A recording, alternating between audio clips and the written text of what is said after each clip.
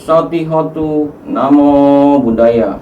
Perkenalkan, nama saya Tohanda Lawita yang akan mengisi Dhamma Class pada hari ini. Dhamma Class Dharma Widya, konsisten dalam belajar, semangat dalam Dhamma. Yes! Sebelum saya mengisi Dhamma Class pada hari ini, marilah adik-adikku kita merangkapkan kedua tangan bersikap anjali untuk menghormati guru, dewa dan manusia, yaitu Sang Buddha Gotama. Namo tassa bhagavato arahato sama Sang Buddhassa. Namo tassa bhagavato arahato sama Sang Buddhassa. Namo tassa bhagavato arahato sama Sang Buddhassa. Terpujilah Sang Bhagawa yang Maha Suci yang telah mencapai penerangan sempurna. Terpujilah Sang Bhagawa yang Maha Suci yang telah mencapai penerangan sempurna. Terpujilah Sang Bhagawa yang Maha Suci yang telah mencapai penerangan sempurna. Terima kasih. Pada hari ini saya akan mengisi Dhamma Class dengan kisah Todea, orang kaya menjadi seekor anjing karena sifat kemelekatan pada kesangkaan. Diambil dari Majjhima Nikaya 135 atau Dhammapada Atthakatha. Di Sawati hiduplah pemuda Subba. Todea adalah ayahnya, penasehat Raja Pasenandi Kusala. Todea sangat kaya, namun sangat kikir, merasa jika ia berderma hartanya akan habis. Todea tak akan pernah memberi sedikit pun.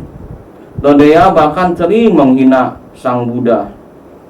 Ketika Todea mati, ia terlahir lagi sebagai anak dari anjing di rumahnya. Subba sangat sayang kepada anjing kecil ini.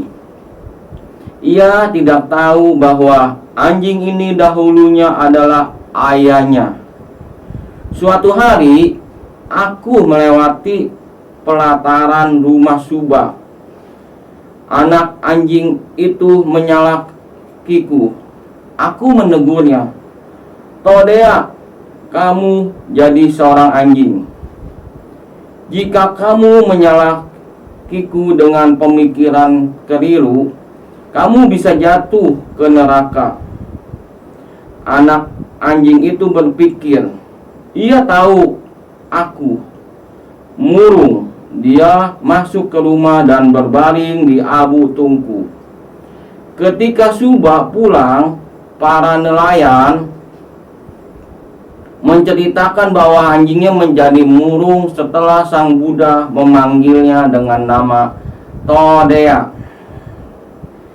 Subba berpikir, jika Pertapa Gotama itu memanggil anjingku dengan nama Todea, itu berarti mengatakan ayahku terakhir lagi sebagai anak anjing. Ini penghinaan besar. Sangat marah, Subba mendatangiku. Untuk membuatnya paham, aku bertanya, "Apa masih ada harta yang ayahmu tidak ungkapkan?" Subba menjawab, "Ada, tetapi tidak ditemukan." Aku berpikir, jika begitu, pulanglah beli anjingmu makanan enak, lalu tanya kepadanya, "Di mana harta yang hilang itu?" Dia akan tunjukkan semuanya. Subba pulang dan bertanya kepada anjingnya. Pertapa Gotama bilang bahwa, "Kamu tahu tempat harta ayah? Tolong tunjukkan." Anjing itu lalu mengais tanah di halaman rumahnya. Ketika mereka menggali di situ, semua harta Todea ditemukan. Lalu pemuda Subah itu menemui Sang Buddha lagi dan bertanya, apa sebabnya kehinaan dan kemuliaan di antara manusia? Karena manusia bisa menjadi pendek umur dan panjang umur, sering sakit dan jarang sakit, buruk rupa dan rupawan, tak berpengaruh dan berpengaruh, miskin dan kaya, tak bermartabat dan bermartabat, dungu dan bijak. Sang Buddha menjawab, setiap makhluk adalah pemilik karmanya, pewaris karmanya, lahir karena karmanya, terhubung pada karmanya, terlindung oleh karmanya sendiri. Karmalah yang membedakan makhluk menjadi hina atau mulia. Jika seorang membunuh kejam, suka menganiaya, senang kekerasan, tega pada makhluk dengan karma itu, setelah mati, ia terlahir lagi di alam penderitaan. Jika terlahir sebagai manusia, ia pendek umur. Jika seseorang tak menyakiti, memandang, menyakiti, meletakkan tongkat dan pedang, benurani welas asih, ia menghargai dan mengasihi semua makhluk dengan karma itu sendiri. Setelah ia meninggal, ia terlahir di alam yang bahagia. Jika terlahir sebagai manusia, ia umurnya panjang. Jika seorang terbiasa menganiaya makhluk dengan bongkar tongkat atau pedang, dengan karmanya itu, setelah mati, ia terlahir di alam derita. Ia terlahir sebagai manusia, sering sakit.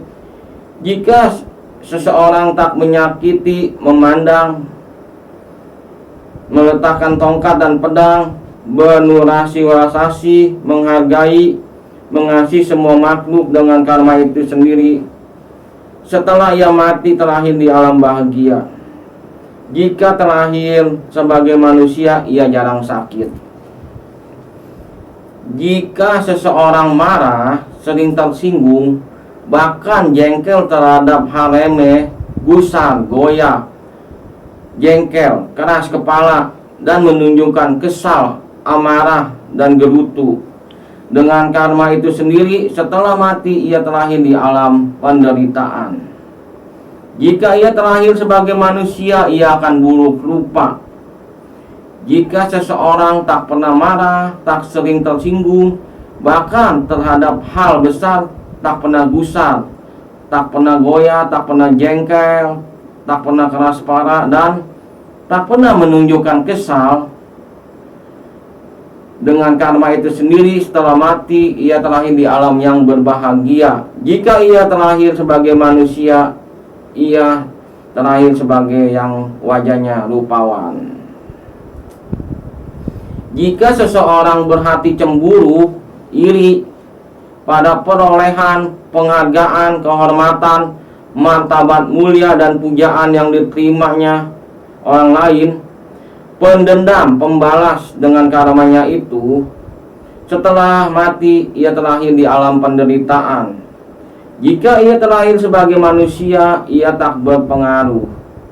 Jika ia tak berhati cemburu, tak iri pada perolehan penghargaan, kehormatan, martabat, pujaan yang diterima orang lain, tak pendendam dan tak pembalas dengan karmanya itu, setelah mati, ia terlahir di alam bahagia. Jika ia terlahir di alam bahagia, ia akan berpengaruh. Jika seseorang tak suka memberi makan, minuman, pakaian, kendaraan, hiasan, wangian, obat-obatan, tempat tidur, tempat tinggal, dan penerangan, dengan karmanya itu, setelah ia mati, ia terlahir di alam derita. Jika ia terlahir sebagai manusia, ia miskin. Jika seorang suka memberi makanan, minuman, pakaian, kendaraan, hiasan, wewangian, obat-obatan, tempat tidur, penerangan, dengan karmanya itu, setelah ia meninggal ia terlahir di alam bahagia. Jika terlahir di alam bahagia, ia sebagai manusia yang kaya. Jika ia cuek dan sombong pada yang layak dipuji, ia tak memuji pada yang layak disambut, ia tak menyambut pada yang layak dipersilakan, ia tak menyilakan pada yang hal yang diberi jalan, ia tak menghormati dan ia tak menghargai pada orang lain, ia tak patuh dan ia tak layak dipuja, ia tak memuja dengan karmanya itu sendiri, ia terlahir di alam penderitaan. Jika ia terlahir di alam penderitaan, ia terlahir sebagai manusia tak bermartabat.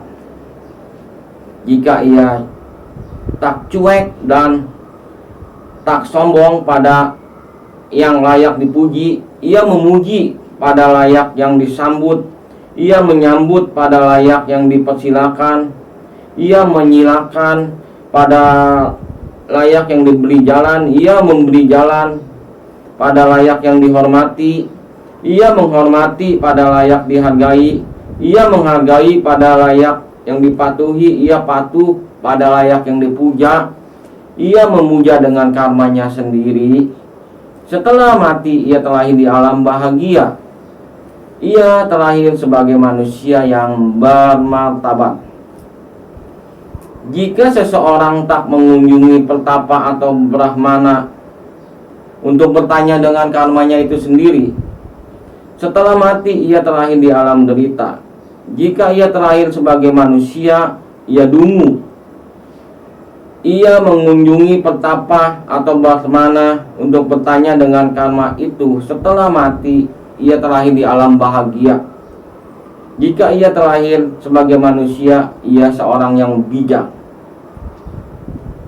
Lalu, setelah menguraikan dhamma dari Sang Buddha, Subba merasa bahagia dan melindung kepada Buddha, Dhamma, dan Sangha.